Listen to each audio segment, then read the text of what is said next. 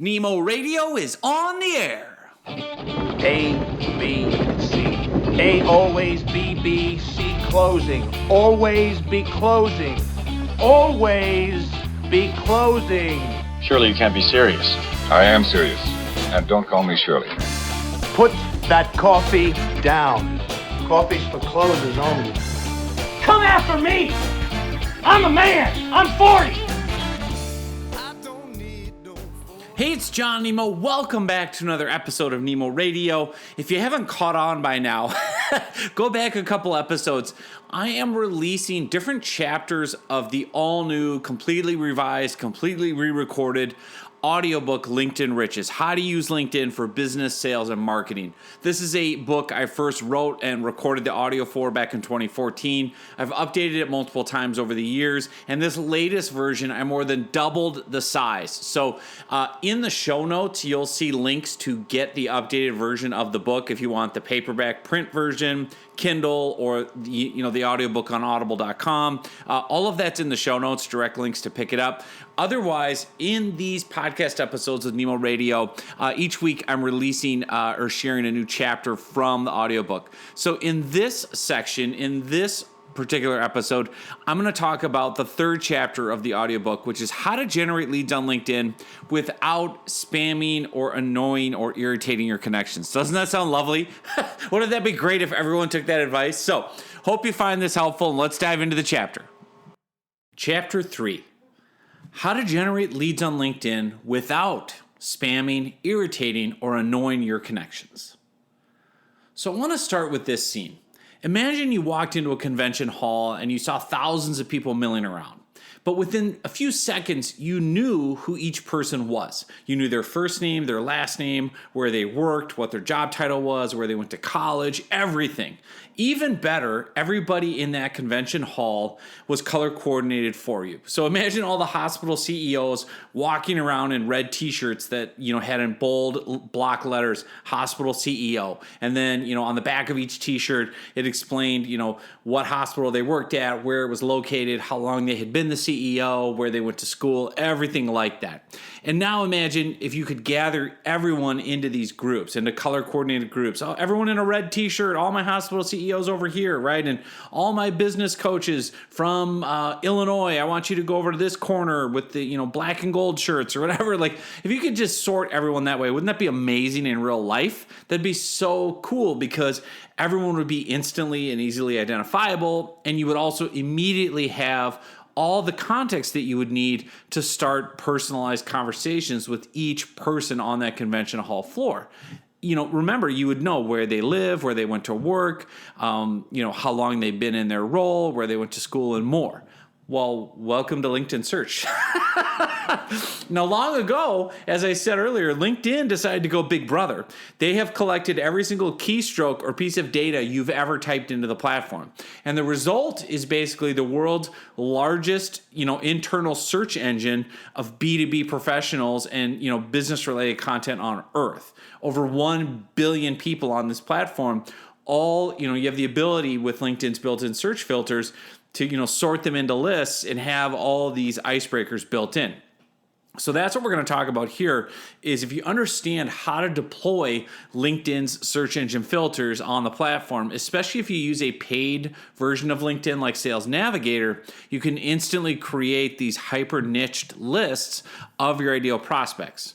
So, for example, I can go on to LinkedIn Sales Navigator right now, and I can literally, within a few seconds, make a list of dozens of hospital CEOs who have been a CEO for 10 plus years in a hospital. They work at a hospital that has 50 to 250 employees under their supervision. And let's say they also all live in Texas. Oh, and by the way, they also all attended Texas A&M University.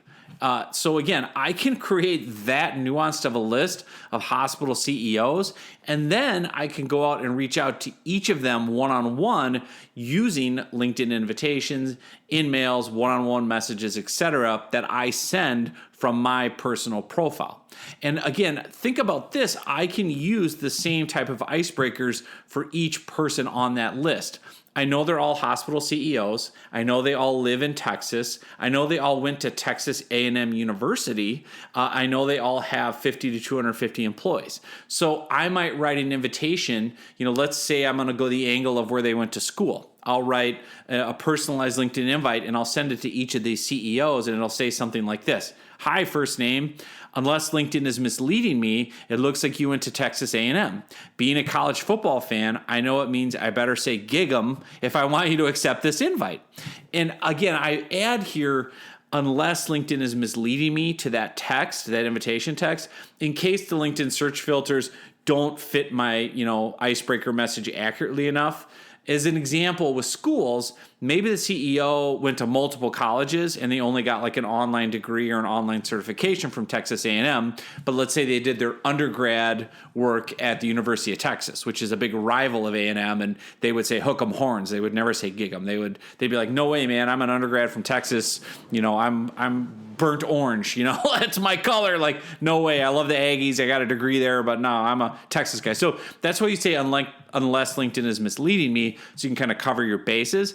But think about how personalized that invitation is. Let me read that back again. And I would send this, in bulk to all these different CEOs, but it would feel personal. So it's hi, John, hi, Sally, hi, Bill, hi, Fred, hi, Biff, hi, Barney, whatever their name is. Unless LinkedIn is misleading me, it looks like you went to Texas A&M. Being a college football fan, I know that means I better say gig 'em if I want you to accept this invite, and then I put a little laughing emoji. But if you're a hospital CEO in Texas and you get that personalized invite and you're like, who's this John Nemo guy? And then you look at my LinkedIn profile and my LinkedIn headline says, healthcare leadership consulting for Texas-based hospital CEOs and teams. You're like, oh, okay, I get it. He's a consultant for hospital leadership based in Texas. So he works with people just like me. If we need consulting help for our leadership team, maybe I should look at him. Maybe I should look at his profile. And I'm standing out from the sea of sameness on LinkedIn with a unique personalized invite that, oh, by the way, talks about that hospital CEO's favorite topic on earth, which is himself or herself, right? And part of their story of Texas A&M. So again, that's the whole point of using these search filters to really build these lists with built-in icebreakers that you can do very quickly. And that's really a powerful method you want to take advantage of with LinkedIn. And I'll illustrate this with what I call the $10,000 LinkedIn invite. This is an absolutely true story. So here's how I secured a $10,000 contract in 14 seconds using LinkedIn. So again, back in 2012, my one client at the time, as you know by now, was a debt collector. And I was using LinkedIn Search, Sales Navigator, to build lists of other debt collection agency owners and executives on LinkedIn. And then I would use my personal profile. I would reach out to each and every one of them one-on-one with a personalized invite or a one-on-one message, an in-mail, whatever. And one particular debt collection agency owner, I invited him to connect. I spent about 14 seconds looking at his LinkedIn profile. I noticed he went to the University of Pittsburgh in Pennsylvania and graduated in the 1980s. Now, I'm a massive sports fan, so I'm immediately thinking, okay, what do I know about Pitt, University of Pittsburgh, and the 1980s? Because this person went there, I think it was from 84 to 88. Because again, on your LinkedIn profile, it will show you like, oh, this person went to this college from this many years, they got this degree, whatever. And I'm a sports guy, and I'm going, what do I know about Pitt in the 80s? And then it instantly came to me. I'm like, oh, send it in Jerome, right? If you don't know this story, go on, do yourself a favor, go on YouTube, pause the audiobook, open up YouTube and type Send It In Jerome into YouTube, and you're going to see this amazing video because it's on there, right? The Pitt Panthers, University of Pittsburgh basketball team, was very good in the 1980s. They had a great team, Sean Miller, Charles Smith, Jerome Lane. They were a really powerful team in the mid to late 1980s at college basketball. So I would see them on national TV and all this.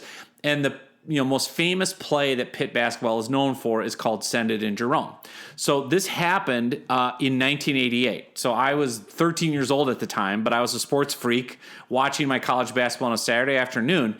And I still remember Sean Miller is leading the break. He dishes the ball to Jerome Lane, this high-flying power forward. Jerome Lane goes up, dunks the basketball, and shatters the glass backboard. The whole thing comes raining down, just pandemonium and bedlam. It's a Pitt home game. The crowd goes bananas. And the famous announcer Bill Rafferty, as the dunk happens, and you'll see this if you Google the clip on YouTube or watch the YouTube clip, he yells out, "Send it in, Jerome, send it in." And it's just, it's one of those moments you never forget in sports because it's such a powerful little, story within a story. And so, of course, I look up, I see this prospect on LinkedIn, debt collection agency executive, went to Pitt from 1984 to 1988. Send it in, Jerome happened in 1988. So I'm like, well, geez, it was a home game. It was on the campus. I'm sure the guy at least remembers the incident. Even if he's not a sports fan, anyone that was at Pitt is going to remember that play. So in my LinkedIn, invite or in-mail, I can't remember if it was an in-mail or an invite or a message, I basically said, "Hey, would love to connect with you. I help debt collectors do blah, blah, blah. By the way, do you remember Send It In, Jerome?" And the guy writes back, I kid you not, within, 2 minutes, he's like, "I was at the game," right? And he says, like, "I was at the game. You wouldn't believe what it was like in the arena." And then he starts telling me his story. "Hey, did you know I actually went to Pitt on scholarship, and Dan Marino was one of the athletes that recruited me. And so I knew all the football guys, I knew the basketball guys. This is so cool. Hey, and now I went and looked at your profile." This is all in one message he writes me. He's like, "Yeah, and I went and looked at your profile. I see you do debt collection agency marketing. We're actually looking to get some help to, upgrade our marketing for our collection agency. We should talk." And we have a phone call. One phone call later, I closed a deal for $10,000. And that was how powerful this strategy was. And, later that year, as I was kind of auditing my list of clients and talking to them about, hey, what really helped me win your business? Was it our marketing materials? Was it our website? Blah, blah, blah. This particular person said, "No, man, it was Send It In, Jerome. That's why you got our business." I was like, "Really?" And he's like, "Yeah, because I knew if you were that creative and paid that much attention to detail and marketed to me that personally with one LinkedIn message, I was like, man, what if he could market like that for us, with our agency to prospects?" Like, he obviously is creative and thinks outside the box. And also, he's like, "Yeah, you're known around the office as the Send It In, Jerome guy." I realized then, I'm like, oh, they have a narrative about me now. They talk about me like the marketing guy, the Send It In, Jerome guy. "Oh, Nemo, yeah. And I was memorable. I was a character to them. And that's so important. Rather than me just being another vendor, another person they have to pay, they had a warm, kind of fun relationship with me around that. And of course, I would send that clip and I'd crack jokes and I'd send photos of it on the anniversary. And that was the key, was personalizing this approach on LinkedIn. So whether you build a big list of people and filter it by colleges and then throw in one thing about the college or where they live, it's easy enough to personalize it and get incredible results. Next, let's talk about the big mistake people make with one-on-one LinkedIn messages and how to avoid it. So again, we've covered to this point how to build a list of your ideal prospects on LinkedIn and how to personalize at scale that initial outreach via an invitation to connect or an in-mail, something like that. What do you do then once you kind of, break the ice and you've used those unique kind of personalized talking points? How do you go from that part of the conversation to actually talking business? Like, what do you do now with an ongoing one-on-one exchange on LinkedIn using your personal profile, talking to someone else's profile in the LinkedIn inbox? This is where I see countless people getting it wrong on LinkedIn. They're immediately trying to sell themselves and their services inside a one-on-one message, correct? I'm laughing as I think about this. Even worse, people are immediately asking for your most valuable and finite asset of all of existence, which is your time. If you use LinkedIn at all these days, you're nodding your head right now thinking of all the spammy, annoying messages that your inbox is getting flooded with on a daily basis. Stuff like, "Hey, John, I do XYZ and I'd like to get 30 minutes of your time to explore if Nemo Media Group would be a good fit, blah, blah, blah." A great example of this recently was I got a LinkedIn message from someone who does commercial cleaning services. So it was the classic, "Hey, John, I run a commercial cleaning company. I'd like to have 30 minutes of your time to see if we could be a good fit to clean Nemo Media Group's commercial space and commercial offices." And they went on and talked all about their great commercial cleaning services and all this stuff and wanted to meet. The only issue is I work from home. I don't have an office. My office, I have a small room in our house, and the only, it's, like 100 square feet, and Rosie the dog is sitting in my recliner. Like, so do you want me to book your time and waste your time? Like, that's the crazy part about this. They're not even bothering to qualify me as a lead. So think about this. If I wanted to be a total turkey, I could have booked time on this person's calendar for 30 minutes and said, yeah, I'd love to talk to you about your commercial cleaning services. And then I could have hopped on Zoom and I could have said, let me show you around the Nemo Media Group offices, our palatial commercial, space. It would have been this one room in my office with Rosie snoozing in the background. Like, I could have wasted 30 minutes of their time doing that. And it's just crazy to me that this person is willing to give up his or her most valuable commodity, which is their time, on something where it's a completely unqualified prospect, me, who doesn't even need their services. And in addition, why would I, as a prospect, immediately give up my most valuable asset, my time, to someone I don't know, like, or even trust yet? Even if I owned, let's say, a 250,000 square foot commercial facility, would I really just hop on the phone or hop on Zoom with someone who claimed they were great at commercial cleaning? Or would I want to see them demonstrate some credibility, demonstrate some authority and expertise first? Also, like any prospect, I'd have a million questions. Do you work with people just like me? Have you cleaned buildings just like mine before? Maybe I have a special or unique type of business. Are you familiar with it? Are you familiar that our industry has unique, specific government requirements and regulations for cleanliness standards? Now, all of that, would go into my thought process if I'm a potential prospect. Now, with that said, I think there's two key reasons people are doing this. You're seeing this misfire on LinkedIn messages. I think the first reason is very simple. I think people are just lazy. I think people are lazy. I think they think it's easier just to copy and paste and spam these generic messages without putting any thought into the process. But I think also, second and probably more importantly, I don't think people see the person on the other end of a LinkedIn outreach, a LinkedIn message, a LinkedIn invite as a human being. People, you'll hear them, they'll talk about, use terms like LinkedIn connections. They won't say people. I'm reaching out to 50 LinkedIn connections a day. It's like, no, you're reaching out to 50 people. These are individual people with lives and personalities and families and whatever it might be. And here's the litmus test of how I want you to act on LinkedIn and how I do it with our clients. In real life, you would never walk up to a stranger and say this: hi, I do commercial cleaning services. I know you don't know me. I'd like you to sit here with me for the next 30 minutes so I can pitch you my stuff. No, you'd never do that. You'd never walk up to a stranger, right? Instead, you would qualify the person. Let's say you did meet a stranger in real life. You would ask questions. You would have a logical, conversational approach, and then you would kind of pivot based on their answers. So here's what a sample conversation might look like. Again, real life, but you could also apply to LinkedIn. You might say, and this is just me, right? You might say, hi, I'm John. I have kind of a dumb question. Do you own a business? And the prospect might say, yeah, actually I do. And then I might say, oh, cool. Well, it must be fun to be the owner. What type of business is it? And then the prospect will talk all about their business. And again, that's their favorite topic on earth, is themselves and their business. And then I might ask some more questions. Oh, that's really interesting. How long have you owned the business? How did you get into this? What made you decide to do it? And then again, they're going to talk about their favorite topic, themselves and their business. And then I might say, wow, okay. Well, how have things changed over the years in your industry? Do you guys have a lot of office space? Do you run into issues like X, Y, and Z?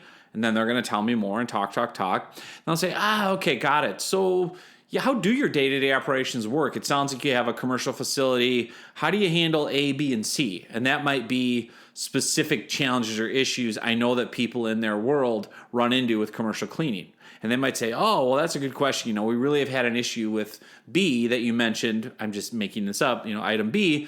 And, we haven't really found a good way to crack that. And I could say, oh, okay, well, if it's helpful, I actually could show you how we've helped other clients just like you. I actually do commercial cleaning. That's what our company does. We've actually helped people figure out a solution to item B. Would it be okay if I just show you how that works? And they'd be like, yeah, sure, right? And all of a sudden, we're moving forward, and I'm demonstrating expertise, and I'm answering questions, and I'm providing value. That's how you're going to have a sales conversation. You're not just going to approach a random person and be like, sit down for 30 minutes. I want to pitch you. Like, that's just weird and creepy and all that stuff. So that's why if you try to do that approach on LinkedIn, people are immediately going to, tag you in their mind as spammy or annoying. Now, I want to talk a little bit about the tool versus the tactic here, because you may be listening to this and maybe you're tempted to think, well, listen, given how much spam is in my LinkedIn inbox, and I mean, I get these messages all day, every day. Why should I even waste time on LinkedIn? Isn't it just dead now? It's just wasted. Like, it's just so flooded with bad marketing and bad spammy messages. What's the point of me even trying? Well, that's like saying you won't use email anymore for marketing because you get spammy emails, or that you'll never use the telephone again to talk to anyone about business because you get telemarketing calls. Like, no, the tool isn't the issue, it's the tactics. Like, if you go back to email, I mean, we loved email in the 90s. Like, I got my first email account in college, right? That's how old I am. But it was like, wow, like I don't have to like write a letter and type it out and print it and lick an envelope and put a postage stamp and wait 4 days for it to get across the country and wait for my friend to read it and write back. You mean I can instantly type some stuff on a computer and they can read it and write back immediately? Like, this is crazy. This internet's going to change everything, right? So again, the tool isn't the issue. It's really the tactic. So now I want to cover kind of the ideal approach to one-on-one LinkedIn messaging. So it's kind of like the example conversation I just shared a minute ago.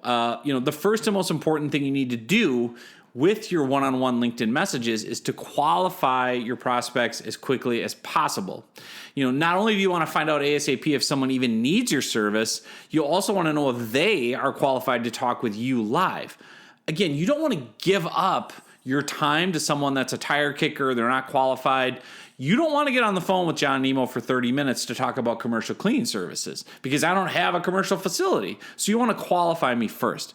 This is the big thing. I don't want you to have a scarcity, fear-based mindset. Your time is important. Your time is limited too. You only get 24 hours. So don't get desperate and don't waste it on tire kickers and people who just want to network or pick your brain. I have a great story about this to really illustrate how it finally got driven home to me back when I was beginning my business.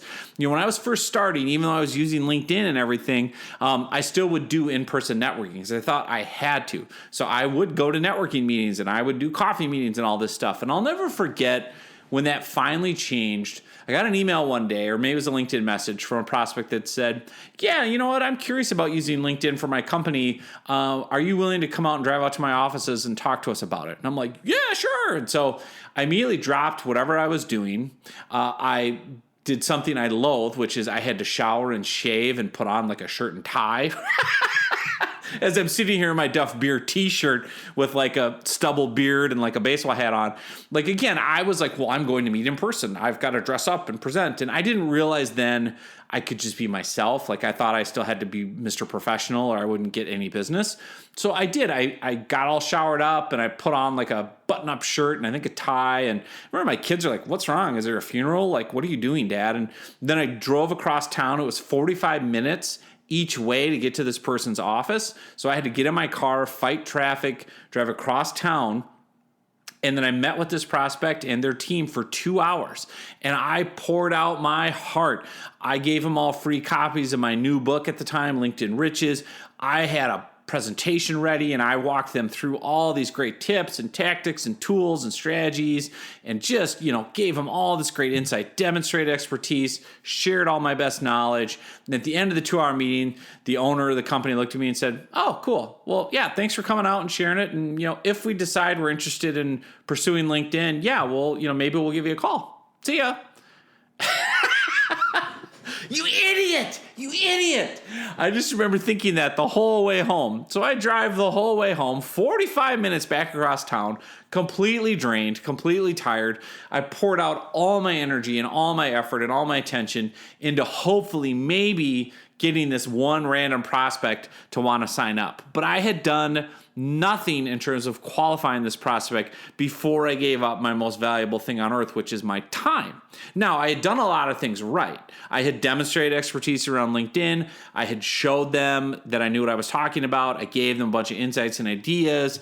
I offered value up front by giving them a free copy of my book. I'd done all these things the right way, but I'd wasted an eternity of time and energy doing it all for one random prospect that I hadn't first qualified. So what I realized that day was, okay, I did all this for one prospect in real time and, used up all my energy and time and everything else. wait a minute, why don't I just bottle this up and I can do it at scale on the internet? Dun, dun, dun, dun. Like, wait, what a great idea. So I went home that day and I put together the same personalized approach in the form of online outreach and content using LinkedIn. So, same approach. I'd find a person on LinkedIn who looked like an ideal prospect, and then I'd use the same principles. I would still personalize my invitation and my messaging like we talked about. I'd offer, this is different, instead of driving out to meet them and have coffee and explain everything, how LinkedIn works and all the benefits, I would offer free content that I had created and put online that would demonstrate expertise and authority. So I'm not just claiming it. I'm not calling myself a LinkedIn guru. Here, do you want a free online copy of my book or a walkthrough video or a case study? I would have this bottled up, pitch perfect content that I could give them online. So that way, if someone said, yeah, I'm interested in learning more about how I might be able to use LinkedIn for my business, I say, great. Here's a free copy of my whole book. Here's a video I put together that shows you how to use Sales Navigator. Here's all this expertise I've put together in one place. Now, best of all, I could sit there at my laptop doing all this at scale with dozens of prospects every single day without leaving home, right? I'm in my Duff Beer pajama pants, my Simpsons t-shirt, and instead of spending 4 to 5 hours on one prospect, driving across town, dressing up, using all that energy, I could spend 4 to 5 hours reaching out to dozens and dozens of people on LinkedIn, delivering that content and bottling it all up. And I have never to this day done another in-person coffee or networking meeting again. In fact, if someone asks for that, I basically say like, hey, I'm so flattered you want to meet with me live. That's fantastic. I'm honored that you'd want to pick my brain about LinkedIn ideas. I found a much better way to bring you value and save you time is to actually just give you a free copy of my book. So here's a free digital copy of LinkedIn Riches. And if you'd like, here's some walkthrough videos to show you some of the concepts. Why don't you pop into that, see if that's what you're looking for. And if you want to learn more, then we could talk about next steps. And what that does is that uses the content to kind of further qualify the people. Now, putting all this into action on LinkedIn sounds simple, but there is some nuance in how you want to execute it. So let me explain it this way, because this can also be a trap people fall into. I also have a great story to illustrate this from the 90s. When I was growing up, still really young, early 20s, kind of finding my way. My brother-in-law, Tim Davis, amazing sales guy, always has been for years now. And I remember him. One day I was over visiting my sister and him at their house, and he was going through his work emails, and he just kind of laughed and scoffed. He's like, I can't believe this guy. And I'm like, what's going on? He's like, yeah, he wants me to take him to the Minnesota Twins baseball game tonight. No way. And I'm like, well, wait a minute. Doesn't your work buy you season tickets specifically so you can wine and dine clients and take them to ball games and dinners and all that? He's like, yeah, John, of course they do. But I already took this guy as a prospect, and he didn't buy from us. I'm not going to take him again. He's like, I got enough friends. He's like, I got enough friends. I need clients. Like, I'm not going to waste these tickets on this guy that just wants to be my buddy and hang out and go to the baseball game. He's like, I need to use these tickets and this value to wine and dine a new prospect. And so Tim would do that, right? Because he knew there's an important part of sales, which is that relational engagement. But it was very clear to me where it was like, yeah, but you got to use that on the right people that are already interested, people that want to buy from you, people that have qualified themselves, rather than just somebody who wants another night on the town, on your business's dime. So that was something I realized, I want to apply that on LinkedIn.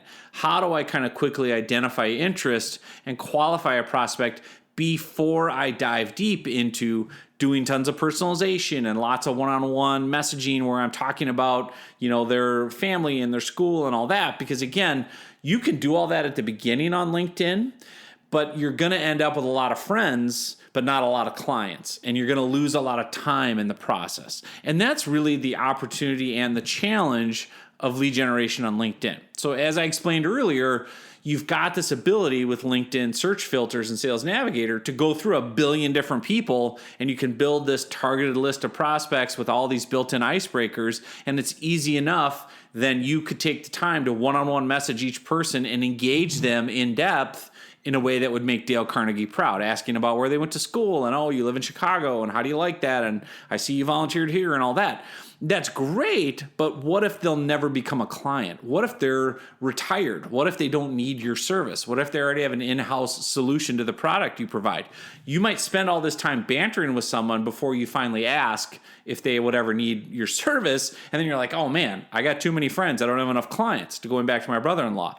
And so what I like to do on LinkedIn instead is really using a one-sentence message to qualify people before I get into lots of personalization with back and forth one-on-one messaging, looking for icebreakers and all that. So let's say, as an example, I want to pitch franchise consultants, which is a niche audience that we work with, helping them generate leads on LinkedIn. Let's say I build a list on LinkedIn of franchise consultants using Sales Navigator. We have great case studies, examples, and testimonials. It's a niche we've been really successful in. So I know, hey, if I can get more franchise consultants, that's good for us. It's good for them. But I'm not going to go to each franchise consultant and be like, hey, I see you live in Chicago. Hey, I see you went to the University of whatever. Hey, I see you volunteered here, and start there. I'm not going to start there.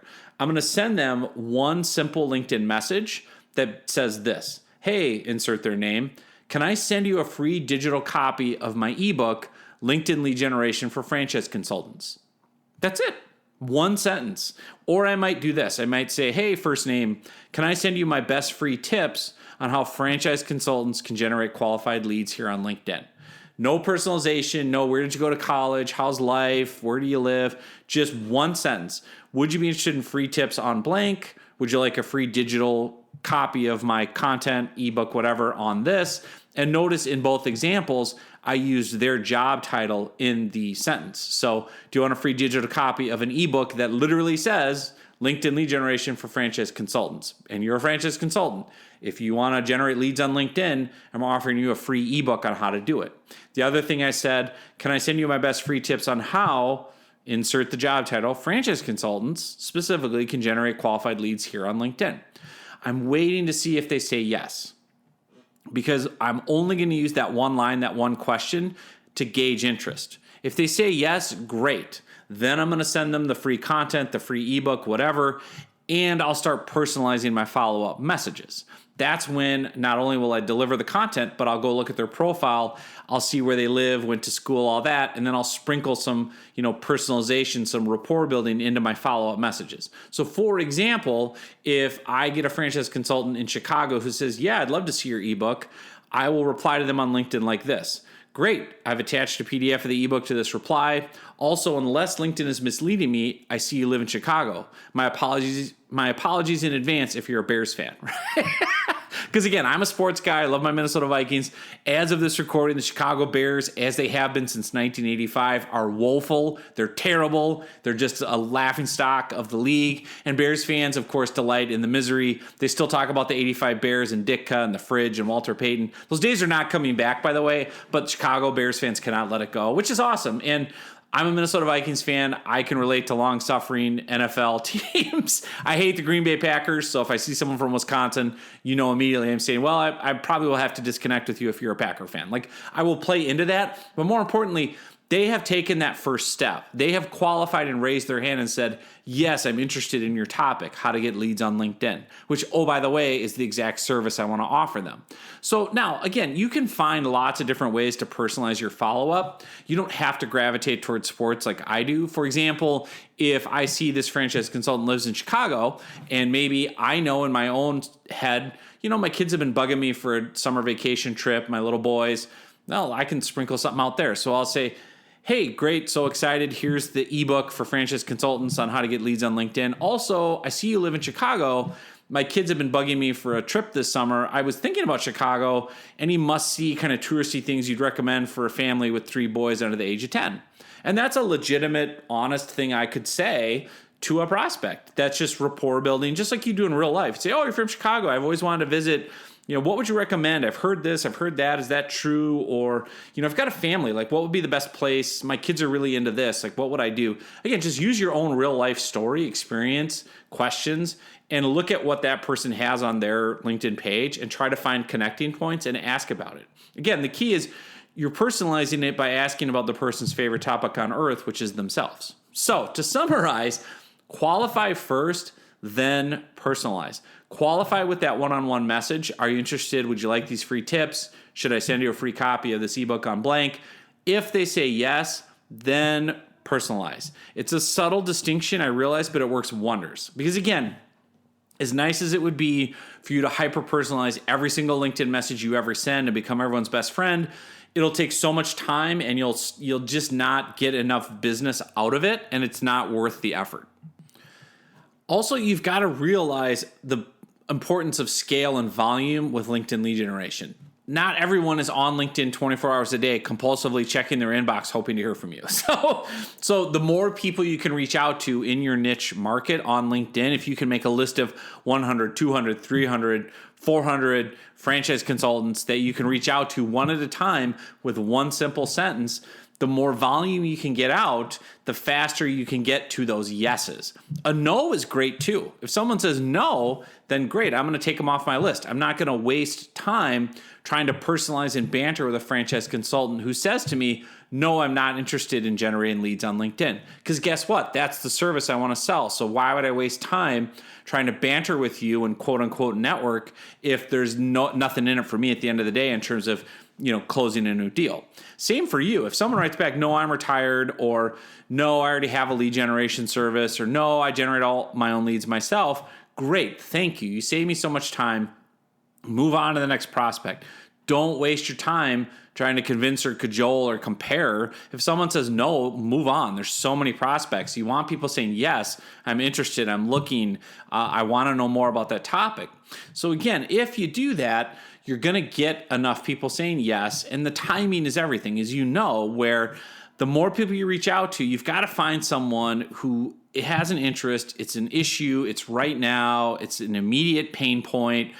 That's the same, simple analogy you can use is if you have a headache right now and someone walked up and knocked on your door and said, hey, would you like some ibuprofen? You'd be like, name your price. Or if you're dying of thirst and you're in the middle of the desert with no water and you see a water stand, you don't care what the price is, right? You want to escape the pain. As opposed to if you're sitting at home and feeling great and someone's like, hey, can I sell you ibuprofen? You'd be like, no, I don't really need it right now. Oh, but it's a discount and, there's potential benefits down the line if you take it. And you're like, yeah, I'll think about it. Not really urgent. It's what my business coach calls the today problem. What's the today problem that your clients have? Make that one sentence LinkedIn message around a today problem. For me, it's lead generation. What I have learned since 2012 with Nemo Media Group is lead generation, is the today problem that everyone comes to me for. That's the person dying of thirst in the middle of the Sahara Desert. That's the person with a pounding headache, and I show up with ibuprofen. For example, I've created all these different books and content and online courses on everything from podcasting and content marketing and sales trainings and mindset trainings, webinars, all these different, tools and templates and systems and services. And it's been something where no one really wants to buy them. Well, at least, people buy them, but not at the same volume and not with the same ease as they do with LinkedIn lead generation. No matter what I do, every single day, people come to me and say, hey, I am in pain. I don't have enough leads for my business. I need a predictable, proven source of leads. That's probably why you're listening to this audiobook. You're probably listening to it because you're like, I'm tired of living off referrals. I need a proven, predictable way to get business from LinkedIn. I want a steady source of qualified leads. I'm tired of all these other ways I've tried to do it. Hopefully, John has, the ibuprofen for this headache. So for me, I've figured out what the today problem is. Start with that. What's the most urgent hair on fire issue that your ideal prospects have right now? Create some free content that solves that problem, demonstrates your expertise, shows them how you can help them escape that pain, and offer that in your one sentence. Next, I want to talk about why giving away this free content matters. Since I started back in 2012, as I've already stated, I've built up an impressive work history. I've got all this great social proof when it comes specifically to LinkedIn lead generation. Again, I've been featured in the New York Times, LinkedIn's official marketing blog, Social Media Examiner, on and on and on. I've won awards. I've written 8, how many books am I up to? Like 9 books? I don't even know. I've written 4 books right now, as of this recording, I've written 4 different books on LinkedIn lead generation. I've personally rewritten LinkedIn profiles for several well-known entrepreneurs and business owners and things like that. I've got countless testimonials from small business owners and consultants and others praising our LinkedIn lead generation services and our online courses. And you can see all that if you go to nemomediagroup.com, testimonials. They're there, real people. And even as of this writing, as I mentioned earlier, AI tools like ChatGPT will list me as one of the top LinkedIn lead generation experts if you're asking for advice and help. And yet, none of that translates into instant sales if a prospect hasn't also gone through free content or listened to this audiobook or read my blogs or been on my email list. And here's why. Your reputation alone is not enough. Social proof alone is not enough. Even client testimonials and case studies are not enough. As good as you might seem to a prospect, they still have to see you in action before they'll buy. Here's an example. My favorite band of all time, the greatest band of all time, no arguments, don't reply and at me or whatever the phrase is, best band ever, Pearl Jam. There, I said it. Obviously, growing up in the 90s, grunge, Pearl Jam, best ever. As of this recording, Pearl Jam has sold over 85 million albums worldwide. They are in the Rock and Roll Hall of Fame. They're famous. They're one of the most popular bands ever, right? Now, if you've never heard of Pearl Jam, or if you've never listened to a single song of theirs, are you still going to go out and buy their new album or buy tickets to a concert of theirs just because of their accolades or their accomplishments or their social proof? Are you going to listen to Pearl Jam just because I said they're the best and you should buy their stuff? No.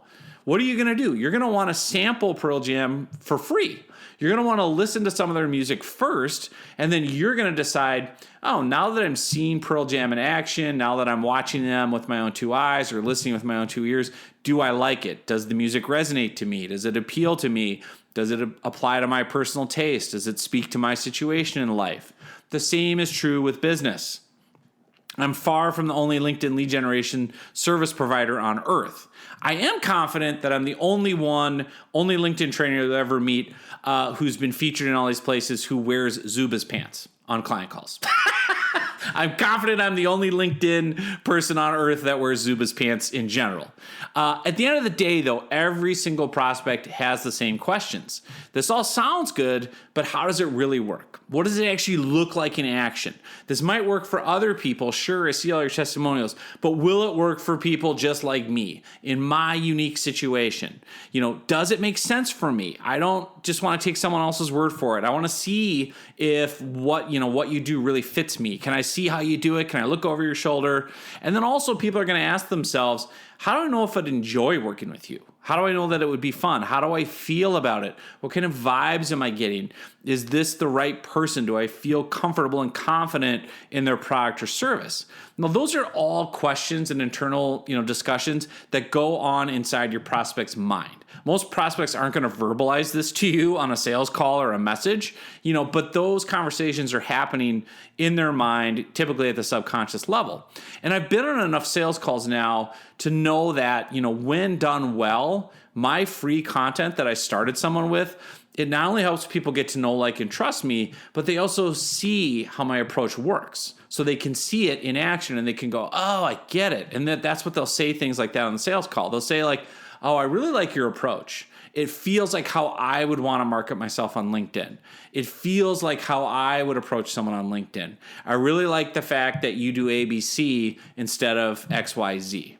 And you can just see kind of the check boxes, going off one after another for them, where they're like, okay, I feel comfortable. I've seen it in action. All these people claimed these great things in your testimonials and they made this much money off you and all that stuff.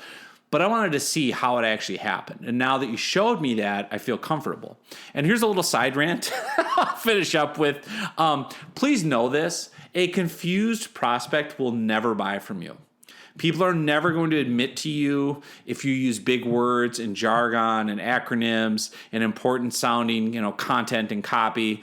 If you confuse people, they will just leave. If they don't get it at a super simple, childlike level, they will not buy from you. And the reason is nobody wants to feel dumb and nobody wants to admit they don't understand something in front of you. So people will make up other excuses and objections, or they'll just kind of slink away from your inbox and you'll never hear from them again. So the point of this little rant is simple sells. That's why this whole book is laid out in a way with how your LinkedIn profile is done, the one sentence. How simple is all of this? Like, you can take it and anyone can understand service I provide for a target audience. 2 seconds, anyone knows what it is. One sentence LinkedIn message. Would you like my best tips on blank? You're not hammering them with all this flowery copy and acronyms and jargon and hyperbole. Simple, simple, simple sells. Okay, so as we finish up, just like you're not going to buy a new Pearl Jam album without listening to a few songs first, you're also going to want to sample someone else's product or service before you decide, if all the hype is worth it.